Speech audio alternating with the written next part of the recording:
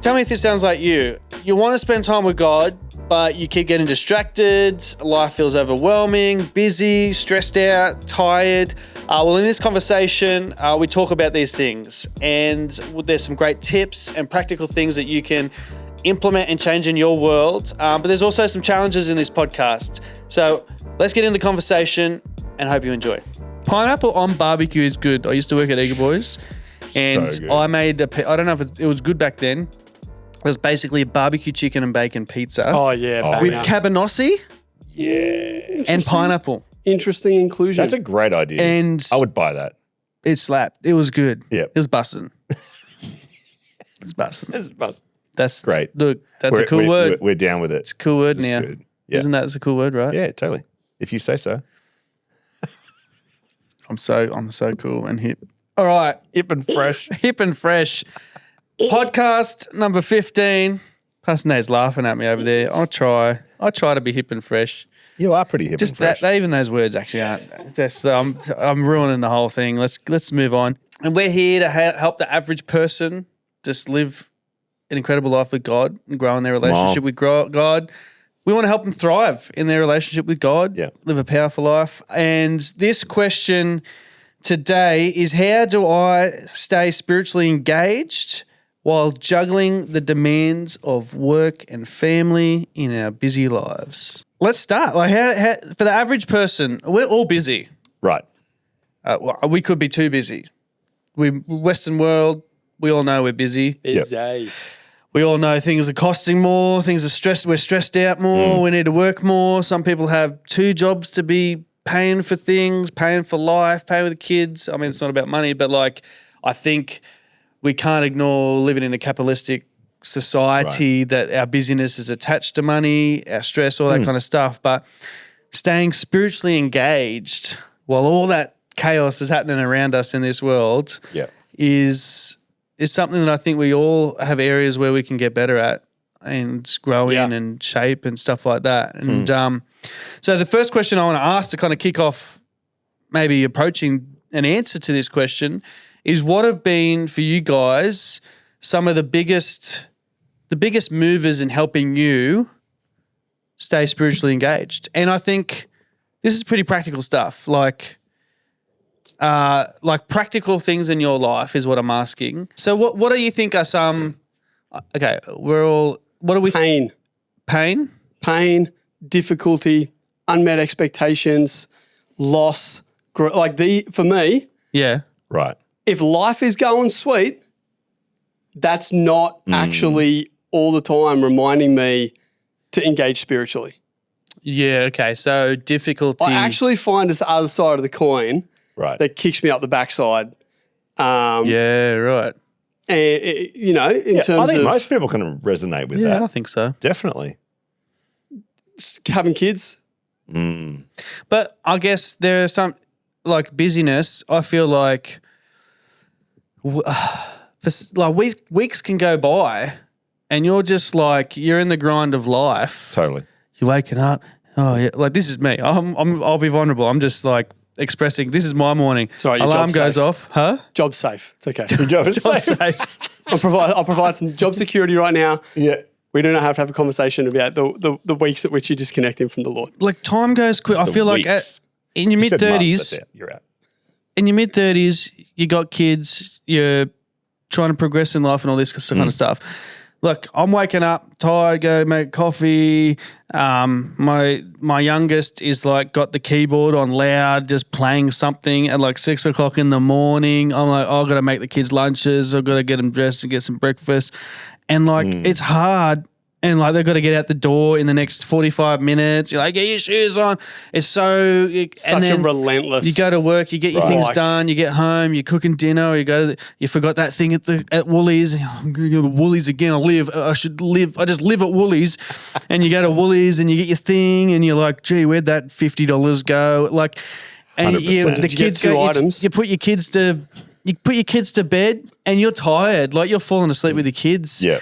And it's 8:30, 8 o'clock, whatever it is. And you're like, okay, now I've got some my time or whatever, but maybe you've got work to do. So you go, okay, back on the computer. Like Right. weeks can go by and this is the routine. And I reckon a lot of people are probably in this boat. They're just like tired, overworked.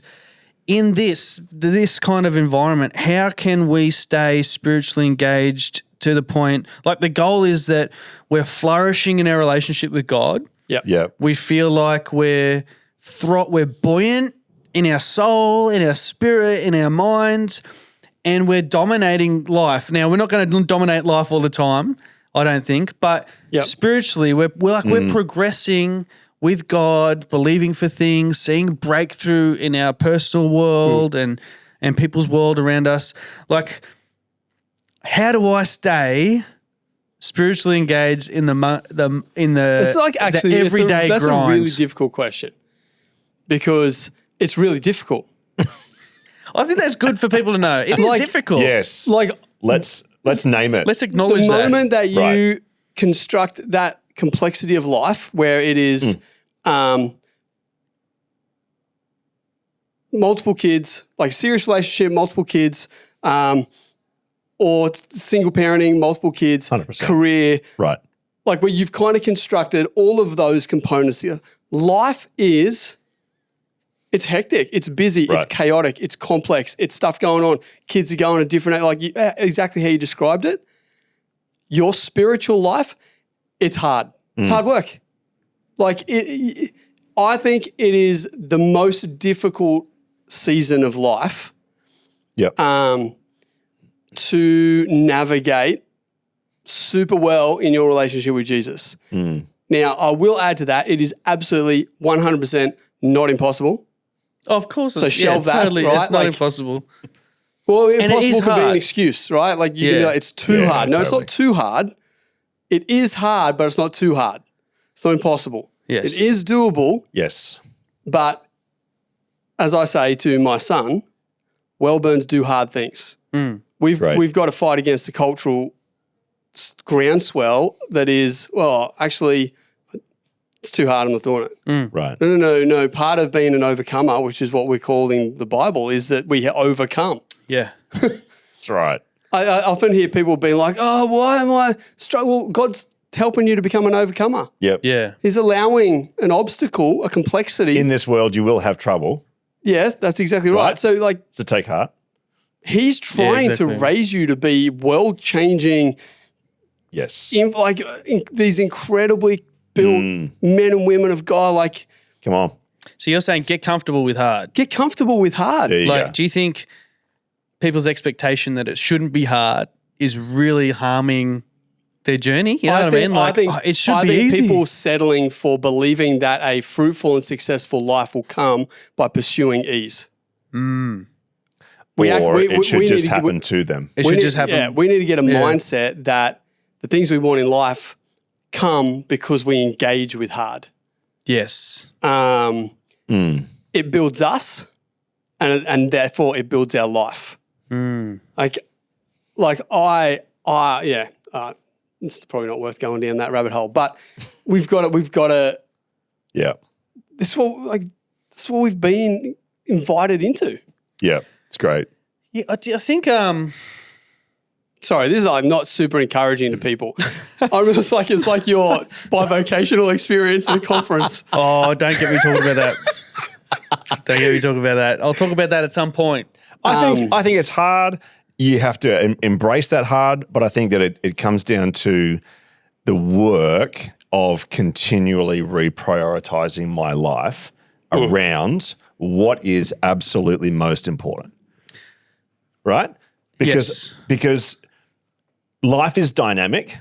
So your kids are at a certain age right now, but they're growing, they're changing. Yep. You know, Yeah. life is never going to Too be fast. exactly as it is right now.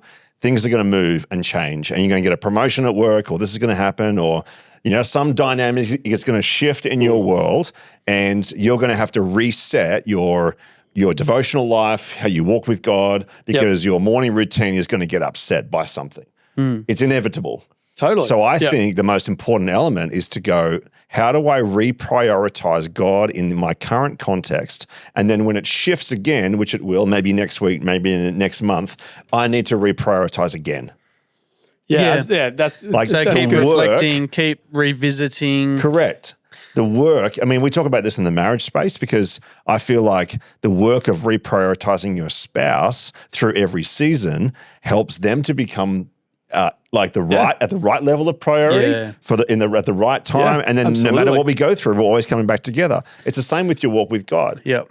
Like, if you're in the middle of a drone season of it's just droning on, it's the mundane of life, it's the coffee, it's the morning, it's the kids, it's the this, I'm paying the mortgage next week, next month, you just got to keep going. How do I make God the most important part of my life right now in my context? Let's go into that, I reckon. I think that is important because I've noticed, and I think this would be the same case for a lot of people, is that when those life shifts change, it's hard to recalibrate that's your a great flow. Word for it. Great word. How you do that or what that looks like. And totally. Sometimes life shifts and then it's like a little while and you're like, I need to it takes a bit of work to recalibrate this. Like, people lose months and years out of their walk with God because they don't recalibrate fast enough. They do. I've seen it. Yeah. It's like, wow, you just took a massive detour simply because one thing in your life changed and you couldn't work out how to recalibrate and reprioritize. And now you're back. Yay. But it's 12 months later. Yeah. Well, okay. What would be some tips you'd give someone if? Oh, that's a good question, isn't it? It's a good question. I mean, there's practical things I can think of. It still doesn't take away from the fact that it's not easy. No. I find if I'm digging right down, sort of like deep foundation, right? Like, what even causes me to consider reprioritizing? Which is often actually where we get to. Right. I think if you are, it's like an old preacher used to say, if you're worried you've committed the unforgivable sin, you haven't. Right? Like, if you're worried about how you're prioritizing God, you're probably still in a pretty good place in your relationship with God because you're still actually concerned and you're exploring and you're thinking about it. Yeah, absolutely. But I think the danger with the reality of the grind is it sucks any awareness of our relationship with God. Like, the spiritual nature of things just gets kind of, I don't know, like swelled over with just the mundane and the routine and right. I need things in front of me.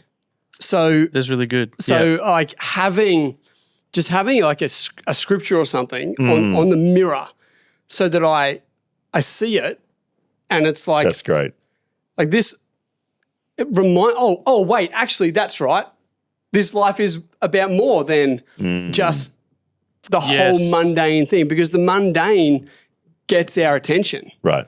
We get bogged down in the kids to school, kids home, kids activities, night activities, like doing the work things, it's consuming. And I think the danger is that we don't have things that spark or remind us that we're in something spiritual. This is meant to be spiritual. We're meant to actually be prioritizing, which will trigger how do I then do that? Yeah, great. This is really good. So what you're saying is basically like you need to remind yourself with a vision. Have vision. Yes. So I follow a bunch of pastors and stuff on Instagram. And so if I'm distracted, I'm opening my Instagram, I'm seeing like someone talking about something spiritual. And I'm like, that's going to remind me to be engaging in that component of life. Like, going to church is a great place to be reminded. Yeah. Going to a table space is a great place to be reminded. Yeah. To ask yourself, how am I prioritizing? Yeah. So I think on top of the vision thing that we need non-negotiables. Okay, what are some non-negotiables? Right. So like a non-negotiable is like, I go to church. Yeah. Right? Oh, but that's religious. Is it though? That's religious. Do not give up the habit of meeting together. Hebrews something, right? Yeah. Yeah, of course. Like, so have a habit, a custom of, and a non-negotiable, we always go to church. I want to be controversial here. Do it. Is once a month, it's better than nothing. Sure.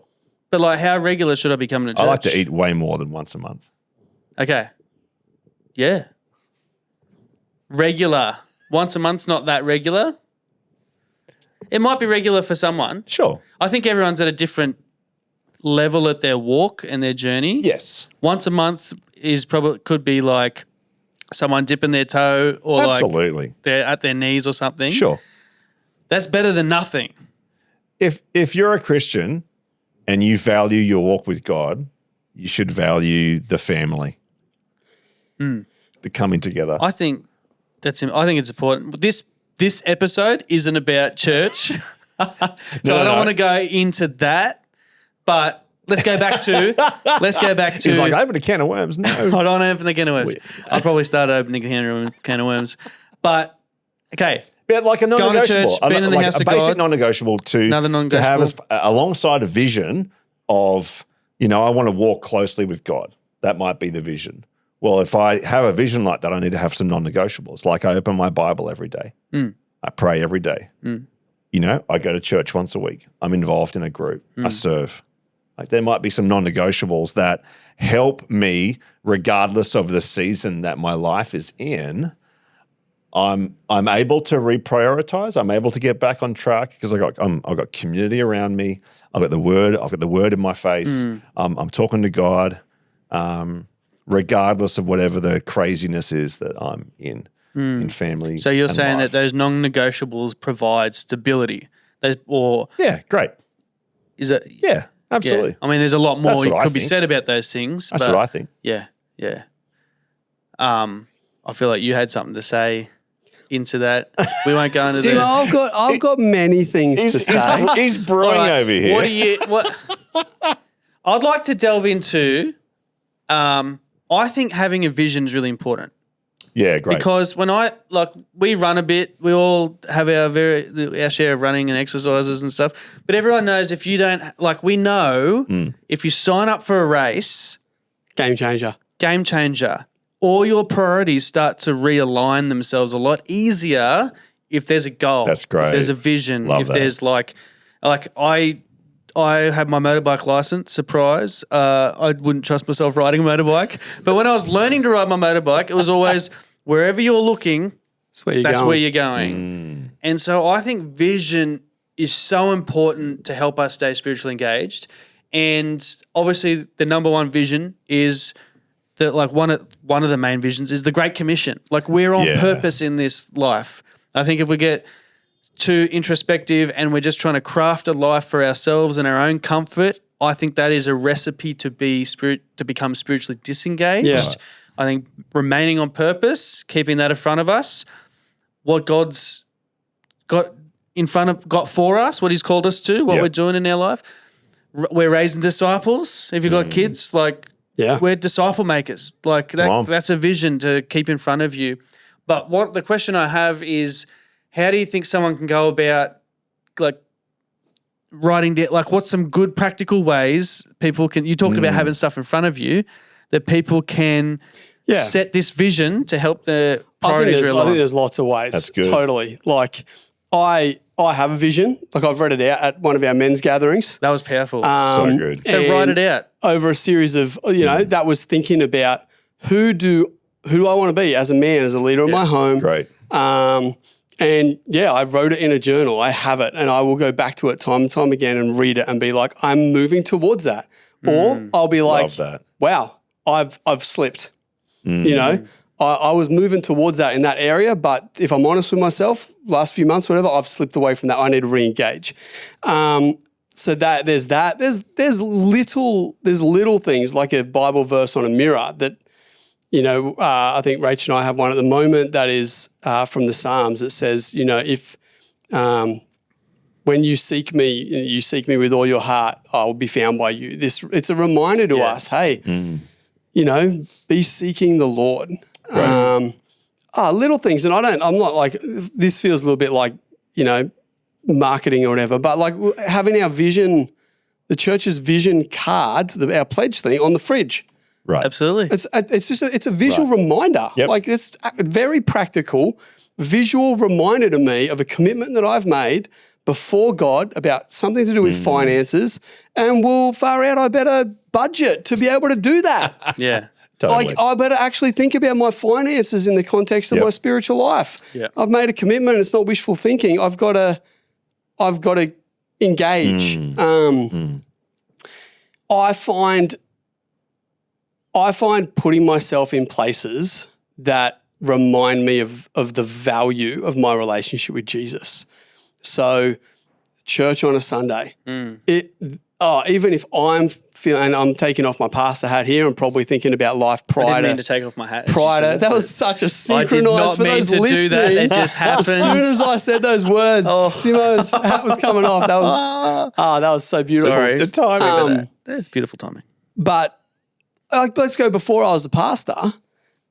I was a school teacher. Putting myself in places like Sunday morning reminded me of Absolutely. what was really going on. Actually, that's right.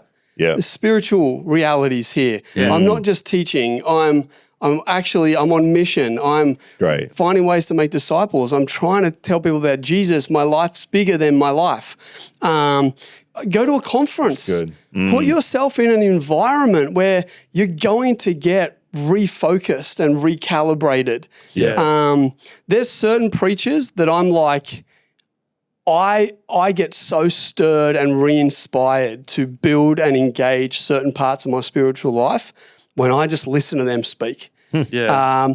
I will listen to one devotion from Pastor Phil and I'm like, oh, I want to read the Bible more. It's true. I want to pray more. You know, like there's people, so listen to a podcast. Yeah. And that's not always what you want to do. I like, honestly, go. I take the kids to school. I'm the school drop-off, Rachel's the school pickup. I drop the kids off, and by the time I've driven 20-odd minutes in traffic with 3 kids who I deeply love but who I may not be emotionally ready for in the morning to school, and they get out of the car, a lot of the time what I want to do is go, switch on brain-numbing nothing. Like I don't want to engage intentionally. Yeah. But the times that I do, That's it's right. super beneficial. Yeah. Yeah. Okay. And so this is where you're talking about these disciplines.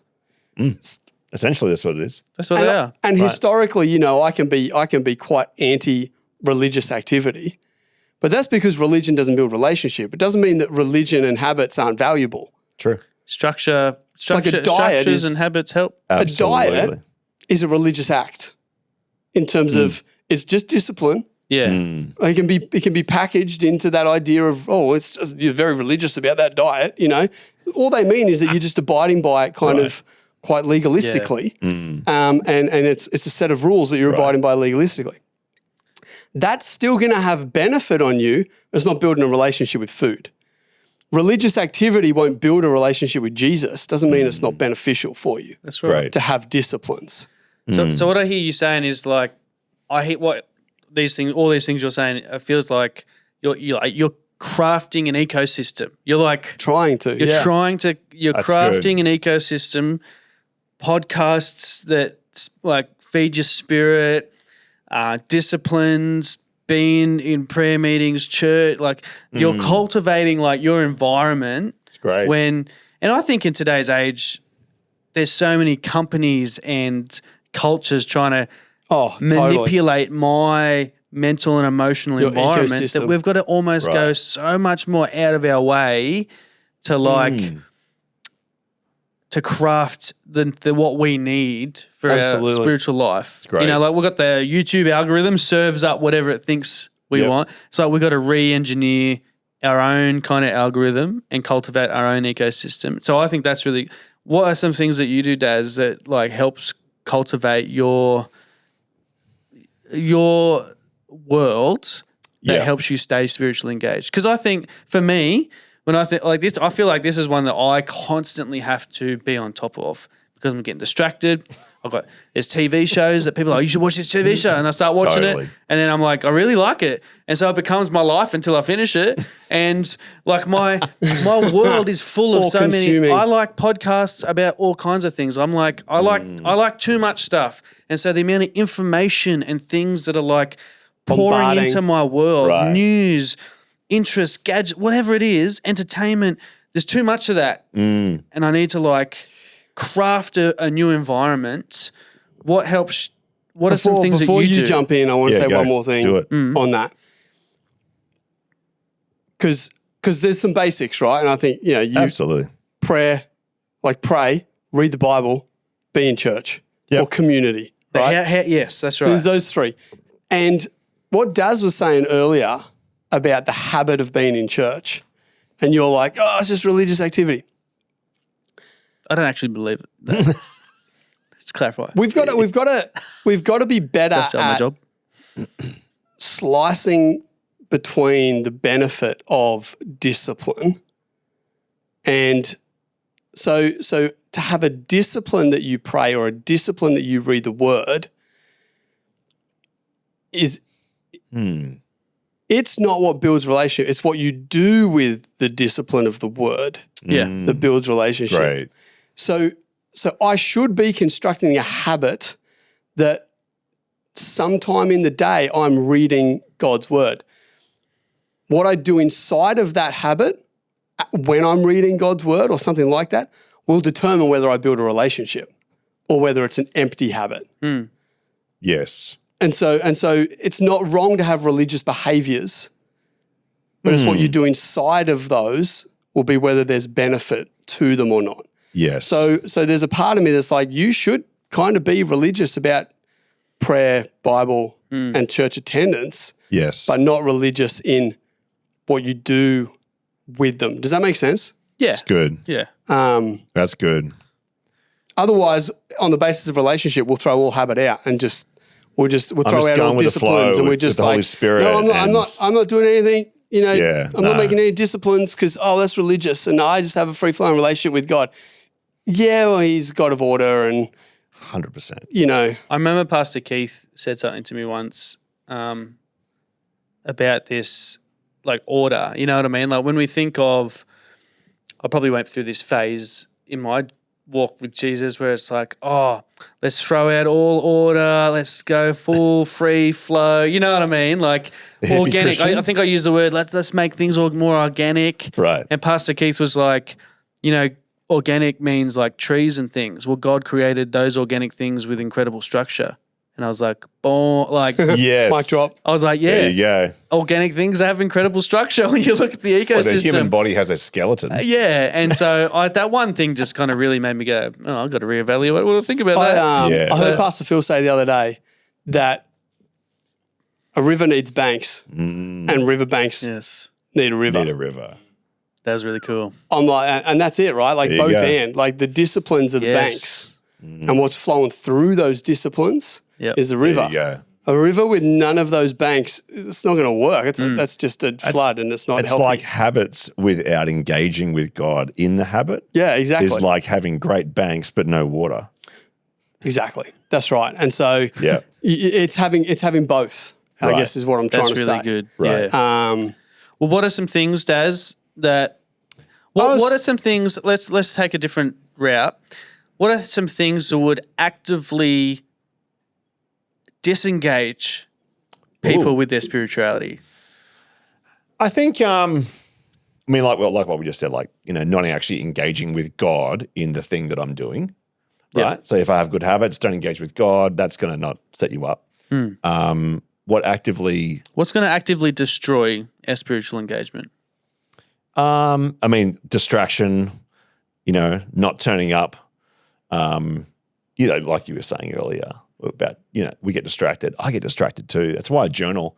I journal because it helps me stay focused. Okay. It's a good suggestion for someone out there. Totally. Like instead of maybe you just need to ditch your phone altogether and get some pen and paper and stay away from digital. Like if you're prone to distraction, Dude. just like I've got an iPad and I try to do my journal stuff on it, I still get distracted.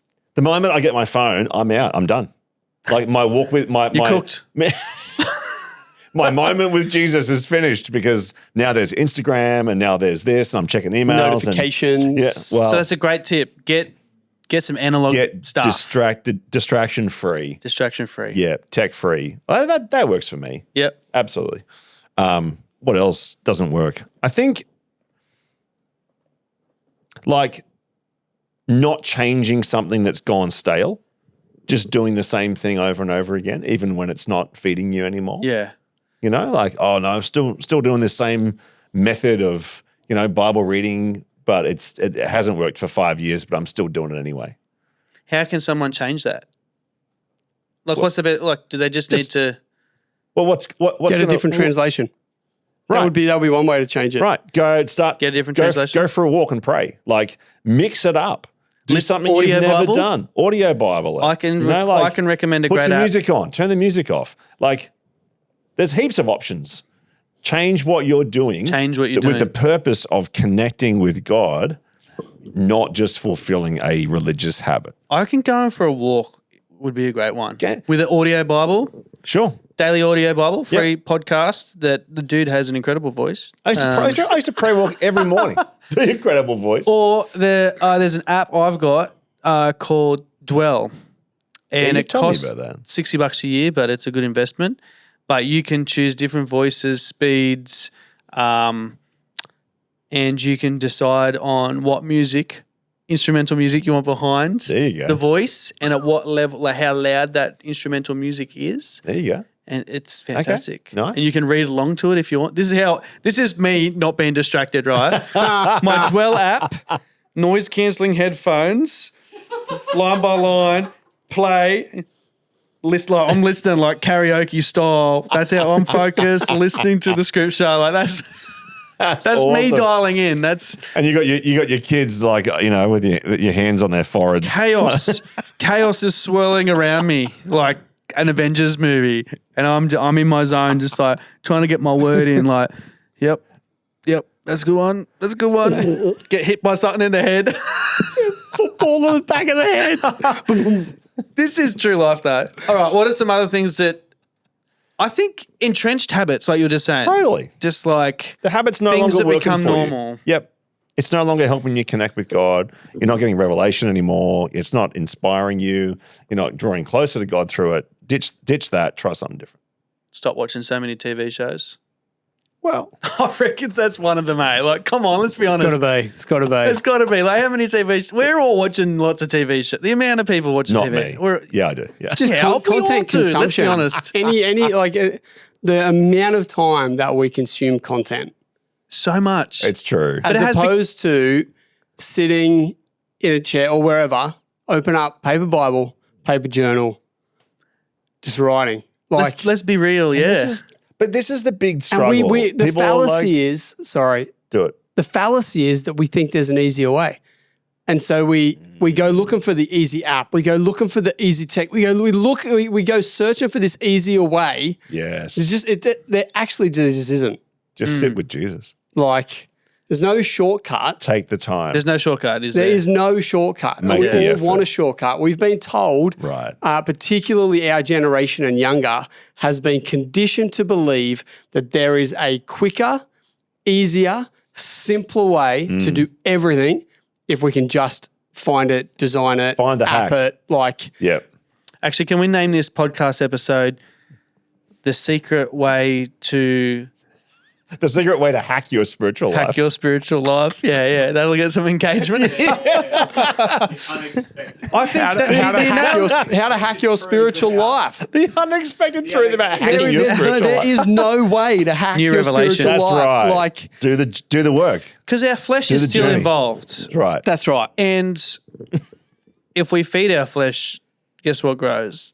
If we feed our spirit, Yep. guess what grows? Whatever you feed grows, 100%. And it's hard to start. The flesh kicks and screams when we starve it, right? Like, Yeah. I remember, So I true. remember Pastor Phil saying once, every now and again, he would walk into an ice cream Yes. store and then just go, no, and walk out. No, the version I heard was that he would buy something. Oh, buy an ice cream and then Walk put it in out the bin. like a candy bar. A candy bar. Who am I? A chocolate bar. A candy bar. And then just be like, no, like put it in the bin or something. Yeah. Like, just to to exercise his willpower. just to like crush his flesh a little bit, like just Wow. I'll be like, I'm only going to eat half. no, you're not. No, you're not. And the other half's going to wait. No. I think I'm going to go test I that think theory. a yeah? lot. Like, I don't want to suddenly go like massive big picture in this, but I do think that Western church has sold a lie to people that you can have Jesus and your life.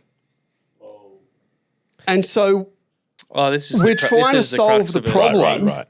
We're trying to solve a problem that is not the real problem.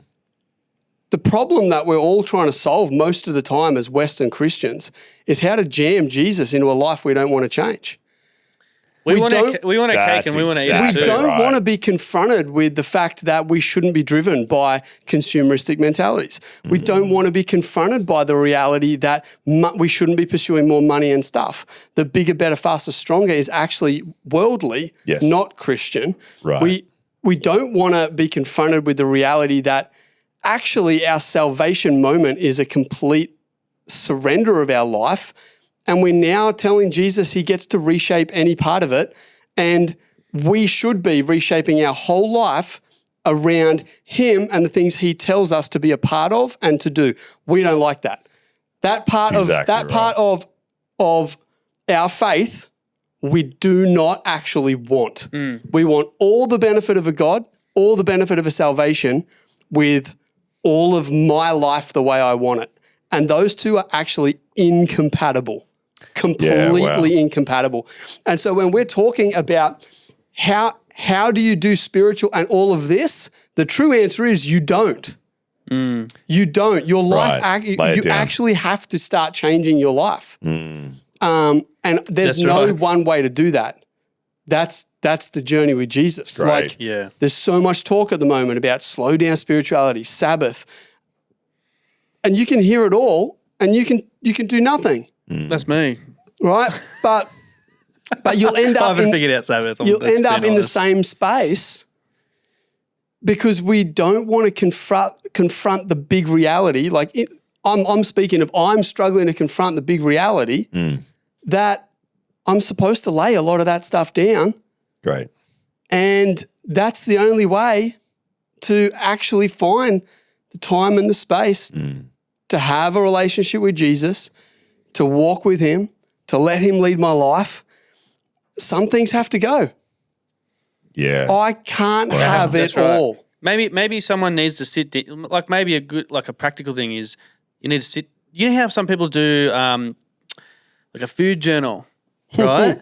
And so by the end of the week you're like, oh wow, I really eat a lot of that stuff. I didn't realize. So much pasta.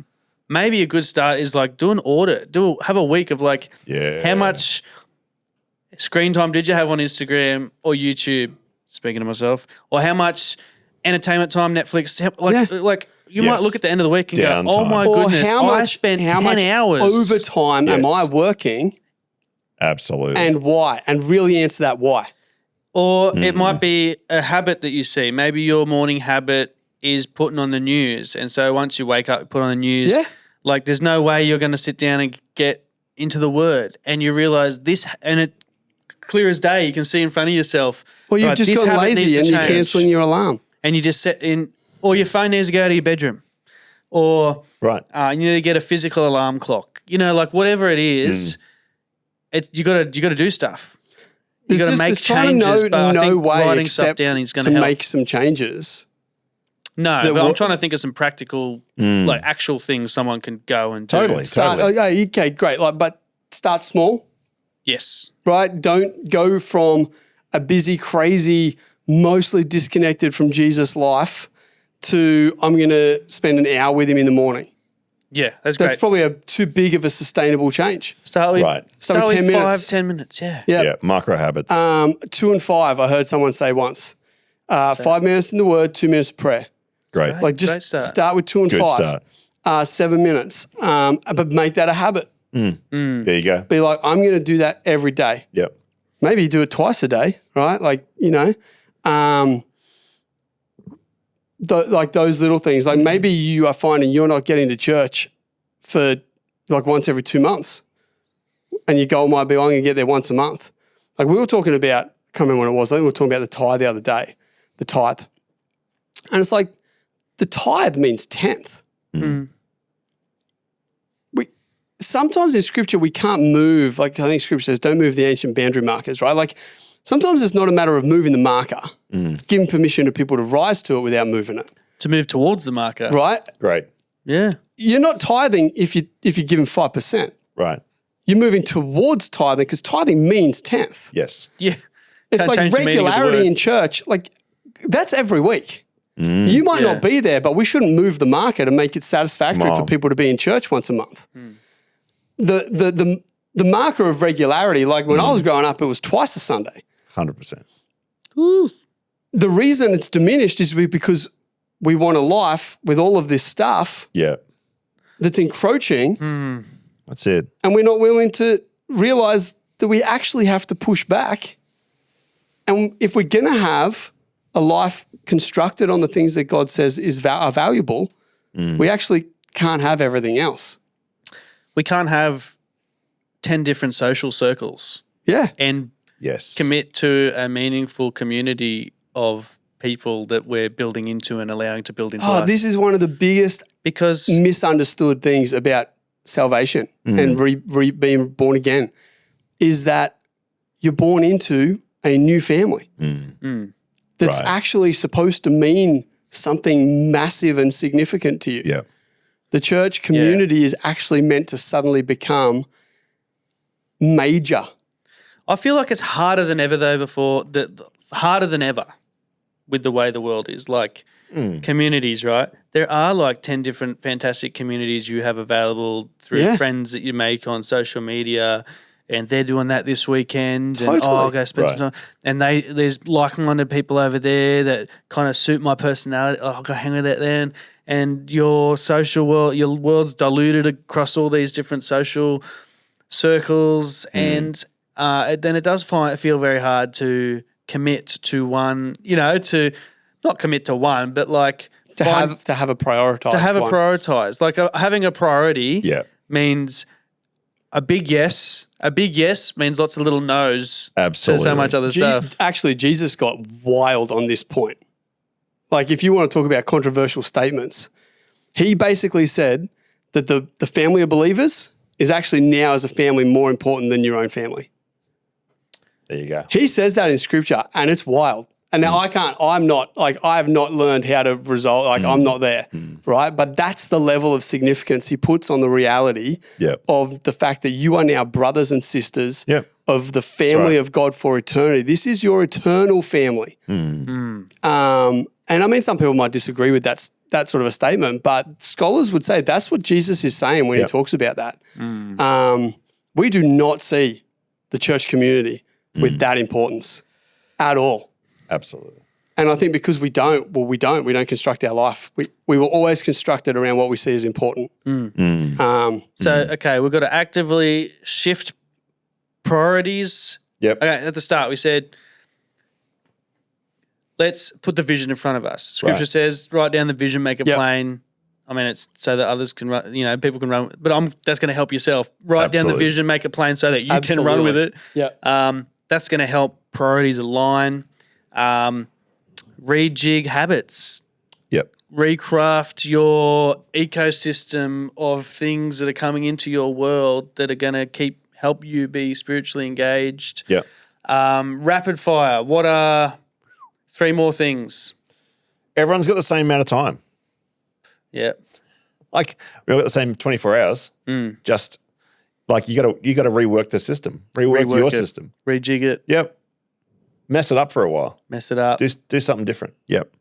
That's good. 100%. I was going to say a couple of things. Gosh, while you were talking, I was like, all this stuff popped into my head. Go for it. But like we exist with limits, and we don't live in a world that honors limits and limitations. Oh, totally.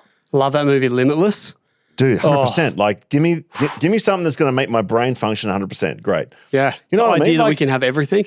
That was one of the things that I got out of Ruthless Elimination of Hurry, John Mark Comer, was that he book. started to unpack a little bit, and Pete Scazzero really dives into this too. Yeah. Was this whole theology of limitation. Yes. But we also have this unlimited desire. So we have limited time, limited energy, limited money, limited resource, limited emotional capacity, but we have unlimited desire. That's so good, man. Love And that. desire never, like my appetite never stops. Yeah. I get hungry, I eat, it comes back. I get hungry, I eat, it comes back. Like, I just love like Scazzero and Coma throwing out these incredible truths like limitation and desire. There's a theology for both. It was in the garden, right? Like Right. desire, you can have this everything except this tree. Exactly. Unlimited desire, we can have limit. God's like you can eat from all of these trees, but not Just this not one. this one. but we want the thing that we And it's funny, right? Like the enemy acts on the desire. Yes. He's like, let's exactly stir this right. up. Well, I know you have this unlimited desire to have it all. Why not this one? Right. And so and this is what I think comes back to what you were saying in that, like we want everything, and I want to tack Jesus on the side. Yeah. But you can't have everything and tack Jesus on the side because he fundamentally changes the game. Well, yeah, he becomes the everything. He becomes the core of everything. Yeah. And he influences and affects everything. But as part of that, we realize it's futile to pursue everything and ignore the fact that I have unlimited desire, because then I'm going to try and get all of the work and I'm going to try and do everything, and I can't. Jesus, I just need to do. That's like the whole book of Ecclesiastes, right? Right. King Solomon's like, I've literally had the opportunity to try everything. It's all meaningless. Right. If you're in a downer, don't read Ecclesiastes. Like, If you're rejigging your life, it's probably not a bad idea. It is, right? I read a little bit of it the other day, and I'm like, I'm feeling getting hit from all sides with this book right now, you know? The other thing that popped in my head was this concept of focus on direction, not speed. Oh, that's great. Oh, I love that. I like that. So the idea is to Banger, Daz. Okay, like if I'm going to then fix my spiritual journey in the midst of all of the stuff that's going on with my kids and work and everything, if life is hectic and chaotic, what is the direction that I need to focus on? I don't need to run at 100 miles an hour towards that thing. I just need to take some steps in the right direction. That's so to good, start man. moving in the, That's so good. and moving slowly but powerfully. Like a snail. The snail. He's gone back to the snail. I feel like I've ruined that gold point with this No, mention mate, of the that snail. was good. You had some humor. I think that's powerful. I think that works. That's something I share with my clients all the time, because I meet with clients about budgets and then their finances are in a total mess. And I say, we don't need to try and fix everything in the next month. But what we are going to do is set up some directions based on your goals and based on some new principles. And we're just going to walk together slowly, at least in the right direction. That's going to make all the difference in 5 and 10 and 20 years. That's so good. It's like a boat. You'd shift that a couple degrees this way. It doesn't seem like much at the time. Yeah. But like over time, 4 days time, you in a very different spot. Different country, man. I feel like it's the same. Like God's really been speaking to me a bit lately about how he is way more invested in our journey than our destination. And I know that people are like, oh, what about our salvation destination? I'm not talking about that. I'm talking about the places we project that we want to land in life. The end goal sort of thing. He's way more about our journey. The journey is where he grows, develops. Like that's his entire MO is I'm in the journey, right? Yeah, like absolutely. We're all about the destination. We are we too. think God. I am so We much want to about get destination. somewhere. He wants to walk with us. Yeah, wow. I think of Hebrews in that, like the Hall of Fame of Faith, right? Yeah. It says They still didn't receive. None of them received. None what of they them had hoped arrived. They were all, to the point of their death, they were all still journeying. Yeah, That's wild. it's wild. And we've got to get rid of that mindset that we'll arrive at our vision, right? We talk about right of vision. There's a part of me that's like, I'll never arrive. But the direction, I want to keep but moving. the direction is important. That's right. Keep moving toward There you go. the vision, Right. but be okay that I won't arrive. I find that really difficult. It's like Paul. Not that I've already attained all this stuff, but I press absolutely. on towards the goal that Christ has called me heavenward. Yes. Like I'm just going to So keep good. pressing on. I haven't attained. I haven't got there, and we probably won't this side of eternity. But I'm going to keep in this direction. That's where I'm going. It's good. Man, it's cool. Be I feel happy with progress. Yeah. Like lifestyle changes, like I stopped making New Year's resolutions years ago. But if I can make one lifestyle change that's going to impact my health or my family or my walk with God for the rest of my life, that's actually more important. Yeah, I'm a big New Year's resolution person. That's when I make the lifestyle choice. Yeah, I use New Year. It's a natural recalibration point for me. Yeah, that's good. And I think there's some of those throughout the year, right? There's the beginning of a new school term gives you that opportunity to go, okay, I got a recalibration moment. Yes, your birthday. I can begin this term slightly differently. And I think it's valuable to recognize there are multiple recalibration.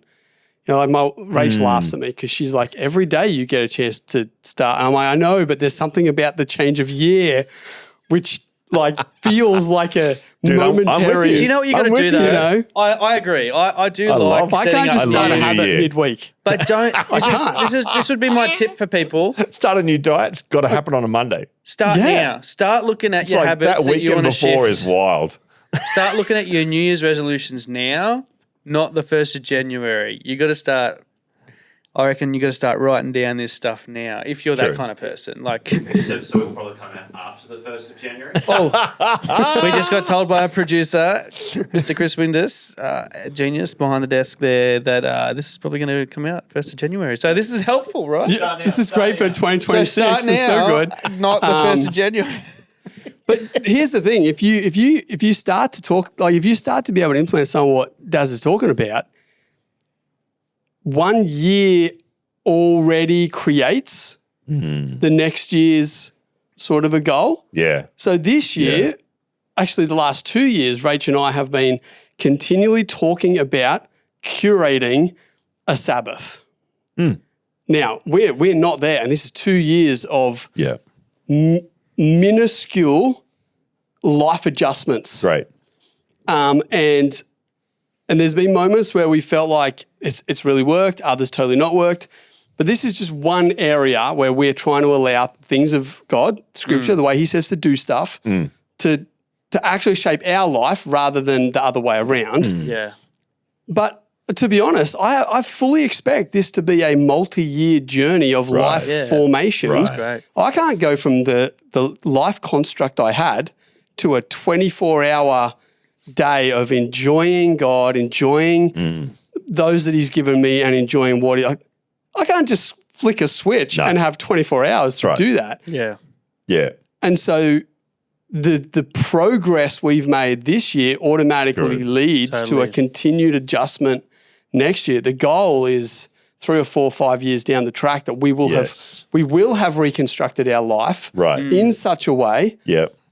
To be able to do that. That comes back to vision then. Like set the vision and then be okay with being on a journey towards that vision. Yes. Give yourself permission to go, I'm just going to make some changes now. I'm going to make some more changes then. And eventually I'm going to get there. That's so good. Like, what do you want life to look like? Right. In 5 or 10 years' I've heard time. some people say, like, we totally overestimate what we can achieve in a year, but underestimate what we can achieve in 3 years. So a lot of people have 3-year goal, like, you hear this on successful business podcasts. They're like, they have 3-year goals because 3 years they don't feel like they're confined to this time frame of the bookend of a year. They've got 3 years. Wow. And they set a big goal, a big 3-year goal. Yeah. I can achieve that in 3. I can go there. That's good. In 3 years. But I think we've got to start wrapping things up. But the original question was, how do I stay spiritually engaged while juggling the demands of work and family? What I hear is acknowledge that it's hard. Yeah. Sorry, I don't know that we've really answered that question. I think well. I think we just asked a lot more questions. there's no silver bullet. I don't think there's a silver bullet. No, you're right. And I think acknowledging the fact that it is hard. Like it's not.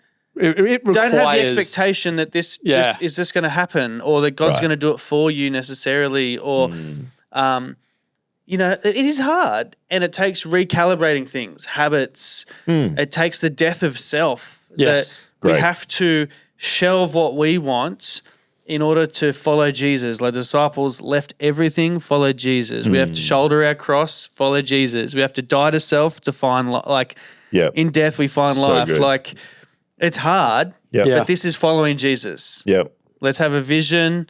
Let's recalibrate our ecosystem, our environment. I think it takes hard work. Just takes Build work. some habits. Got to roll your sleeves up basically, and build some, I feel encouraged. I'm going to go home, and I really like how you wrote your vision out. I feel like if people are listening to this at the start of the year, I think sit down and write. Your vision included the kind of dad you want to be, the kind of friend you want to be. Yeah, it was the man I wanted to be. I want to be a man that is this, this. Talked about character. Talked about like get specific. I want to be a man who leads my wife. Who's like talked about what I want my mind to function like. Heaps of stuff. But it came out of, for me personally, it came out of what was actually quite a difficult 5-year personal journey for me, where actually I probably didn't really know who I was, and I wasn't moving anywhere intentionally. Yeah. And I was like, I was probably feeling like I was failing. Failing as a man, failing as a husband. And I'm like, I don't want to fail. Yeah. Yeah, great. And it probably came out of that. I don't want to fail as a dad. I don't want to fail as a husband. Yeah. And so I was like, well, what do I want to be? What do I want to be? What do I actually want to be? What impact, what legacy, and I think I'd been to a number of funerals, and I'm like, what do I want people to say about me? Yep. Yeah, wow. Come on. I think if people can take the time to sit down and think about that. And I probably did it New Year's morning, sitting on the beach watching the sunrise. That was a change I made in my life. I stopped trying to stay up and watch the fireworks, and before I was saved, I was very into the party scene. So New Year's Eve was always like a massive party, and that was the whole vibe of it. And I still enjoy a good social gathering. I enjoy the fire. I enjoy the new year coming in, but I started to shift stuff, and I'm like, well, actually, what if I went and rather committed to getting up, seeing the sunrise, and saying, God, what's a word for this year, or something like that. So I've changed. I've made some changes in that, and the vision for who I wanted to be came out of one of those mornings. I was sitting on the beach, and I just started writing.